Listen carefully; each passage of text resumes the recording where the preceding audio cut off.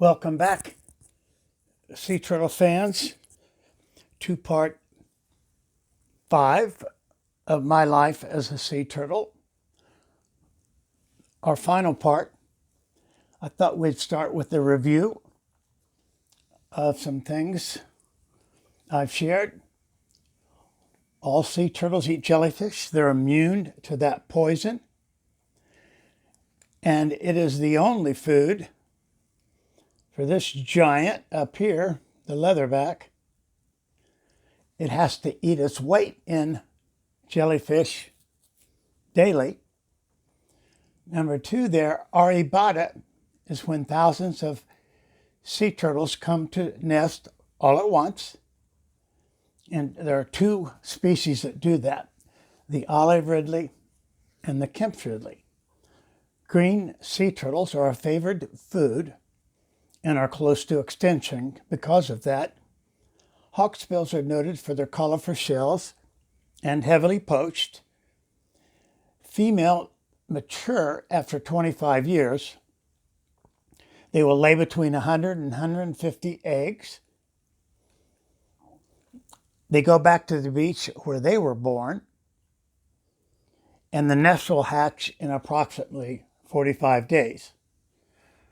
They estimate that only 1 in 1,000 hatchlings will live to be an adult. And sea turtles, if left alone in the ocean, can live, they think, maybe up to 80 years. 6 of the 7 types of species come up every 5 to 8 minutes to breathe air. The loggerhead is the 3rd largest, upwards of 500 pounds. They have that large head because there are powerful muscles that come up on each side of the jaw to help them be able to crunch the crustaceans that they eat, shellfish, clams, crabs. They are meat eaters. And they are doing well, and they may get off the endangered species list, but not the other 6. I like this picture. Sea turtles do come up to the sun because when they do that, it helps remove the barnacles that grow there and the sea moss and grasses. And this frigate bird was looking for a place to rest and found it on the back of this sea turtle. Australian flatbacks are the last of the 7 species of sea turtles. They live on the northern coast of Australia, and because we don't know a lot about them, their survival is unknown, but they like to eat jellies as well. So this last March, about a week ago, a positive impact of the coronavirus lockdown occurred in eastern India. Thousands of those ridley females were coming ashore to nest. They estimate there will be 60 eggs laid when they finished. Usually there are throngs of people there interfering and stealing those eggs. But not this year. Because of the lockdown, the beaches were deserted. No eggs were stolen. So the score was nature 60 million, poachers 0. Here's the good news. Because of that 1 in 1,000 hatchlings that will become adults, there's a possibility of 60,000 hatchlings will mature to become adults. And we need them all. This is a unique occurrence. Actually, 1 in 10,000 species have albinism in their strain. But it apparently doesn't diminish Look at that hatchling. Isn't he cute, all pink? It doesn't diminish their existence because this is a 20-year-old adult green sea turtle doing quite well. Problems for sea turtles are sharks, of course. Though their shells are very hard, they can't resist a shark bite. They're made of the protein keratin, just like our hair and fingernails. Because sea turtles can turn quicker than sharks, the sharks often just bite off their flippers. This sea turtle, Allison, washed ashore down in Texas with just that one flipper. And when they put her in the water, she couldn't swim and exercise. She just spun around. So they made this prosthetic device that created a rudder out the back. Now, they put that on her twice a day so she can exercise. And then she goes back into a smaller tank without it. Because over time, she would tire, it would weigh her down and she would drown. She can be visited quite easily at an aquarium hospital down in Texas. Now this sea turtle here on the right, a loggerhead, she was caught in a fisherman's net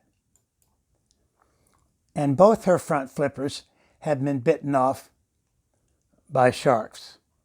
With our consumer cellular plan, I can stream Frankie for an hour a day if I want. Oh, you're taking a nap? Who's a good boy? Frankie off the couch. No, it's okay. Just I'll bring up the captions because the volume's not the best. Sorry about that. A giant sea turtle who had her front flippers ripped off in a shark attack has been given a new lease of life with a pair of prosthetic fins. Keepers at an aquarium in Japan have battled to find a solution to the 25-year-old female turtle's handicap and have come up with these flippers made of rubber fixed together with a material used in diving wetsuits. The loggerhead turtle, who's called Yu, was rescued from a fisherman's net 5 years ago, and although scientists were able to save her life, they were unable to save her flippers, so she was left. You can see the shark bites. Development of her fins hasn't been easy, and these are her 27th pair after previous models caused her discomfort or dropped off soon after fitting. But it's hoped that these latest prosthetic flippers will do the job, and although she's unlikely to ever lead a normal turtle life, the aquarium staff hope that one day her new limbs will allow her to bear a brood of baby loggerheads.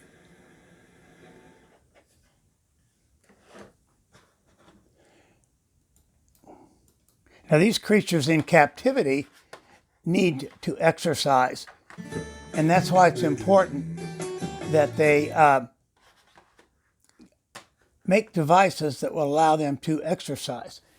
Now, it's also hoped that she'll be able to mate someday and lay eggs.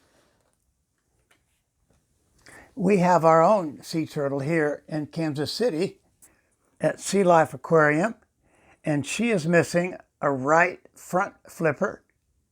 Her name is Gertrude. She's quite lovely, but it was because of trash in the ocean, not sharks. A fishing line wrapped around a flipper, cut off the blood supply. It atrophied, died. It was infecting her. She washed ashore. They were able to remove it, and then we were able to adopt her. She's really sweet. Now remember, greens are vegetarians, and so she eats big chunks of lettuce. The sea turtle care area where Allison lives is South Padre Island, Texas. Sea Turtle Inc. it's called. There's a famous sea turtle man there. This is one. It's called the Loggerhead Marine Hospital, and it's in Juno Beach, Florida. And these are sea turtle creations that my summer school students made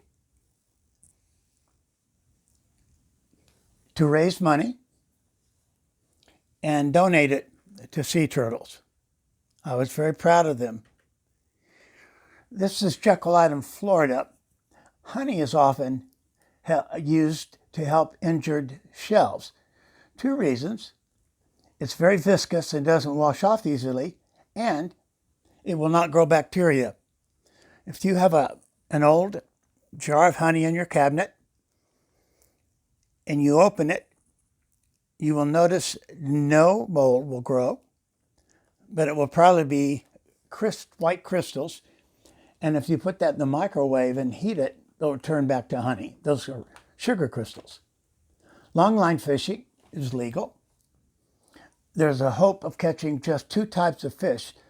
The rest, when they pull it in, they discard.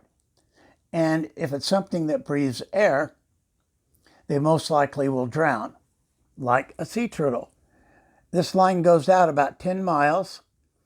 Every 3 feet, there's a line, a hook, and some bait. But they catch lots of things they don't want, like sea turtles. Here's what a line looked like recently. These are 25-year-old adult sea turtles that died because they couldn't come up and breathe. They have developed a new hook they're hopeful will allow sea turtles to get off, but not the fish they want. Here's a man-made problem that has been corrected. Shrimp fishermen for years throw a giant net out the back and they pull it along the ocean floor and they get everything that's in the way. And they used to kill a lot of sea turtles, sea lions, and other creatures that were down there. But now they've developed this extruder device where these larger air-breathing creatures can escape, and it's really working well. They've saved thousands of lives. Human trash is still the biggest issue. Fishermen's nets that are discarded trap air-breathing creatures. They drown. And because all sea turtles eat jellyfish, they swallow plastic bags, balloons, etc., because they think they're jellyfish. And they block their digestive system and they'll die. Some of you have probably heard about the Great Garbage Patch. It's a confluence of 3 currents off the coast of California. And no country takes responsibility for it. This is what it looks like. Quite nasty. That is an abandoned boat. That's part of the trash. Now, there is a company that's working on removing the clear and plastic trash, especially bottles.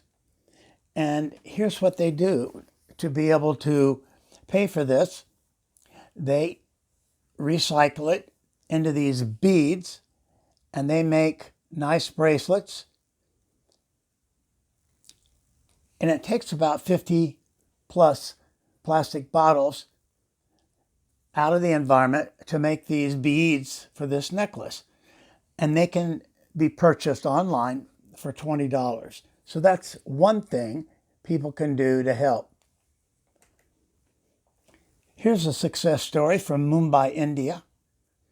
The beach was so trashed, it took thousands of volunteers 2 years to clean it up.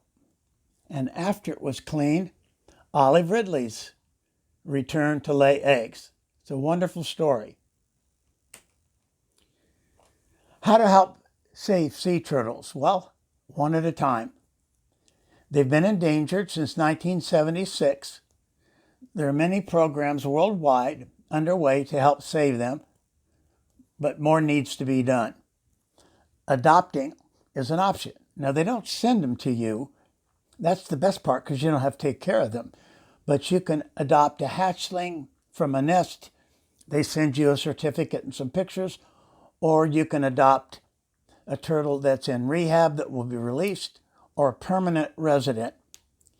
Any small part helps save sea turtles in the world and can make a difference. This is the website that you can go to, and for $25, adopt a hatchling, and at $40 to adopt an injured turtle, $45 to adopt a resident that's permanent, like Allison. 2 sea turtle organizations that are good to go to see pictures of turtles, and they have great educational materials. If you want to use this as a teaching tool, here's a fun activity book. It can be purchased from Sea Turtle Inc. It has word searches, it has projects, craft projects, coloring. It's really quite nice. So hopefully you have some understanding of my passion for wanting to save sea turtles. And in summary, here are some things to think about. I will be posting all 5 of these videos on YouTube, and you can search them by saying Part 1, My Life as a Sea Turtle, Part 2, etc. And then I will be making copies of the individual slides. They make a great teaching tool along with the videos. If you would like a set, message me or email me. That's my email address. And I'm on Facebook as Messenger. And if you know of someone, a teacher, a homeschooling family, let them know about this series of videos. It will make a great science unit, and it ties together geography, world geography, and various cultures. It really has potential. I know my neighbor has grandchildren in Chicago, and because I made the videos public when I posted them on Facebook, they were able to find them and show them to their children. I was really surprised by that. Well, I hope this has been a learning experience for you and that you're sharing it with others. So I will sign off and say, the end. Stay safe and pray for those sea turtles recovering.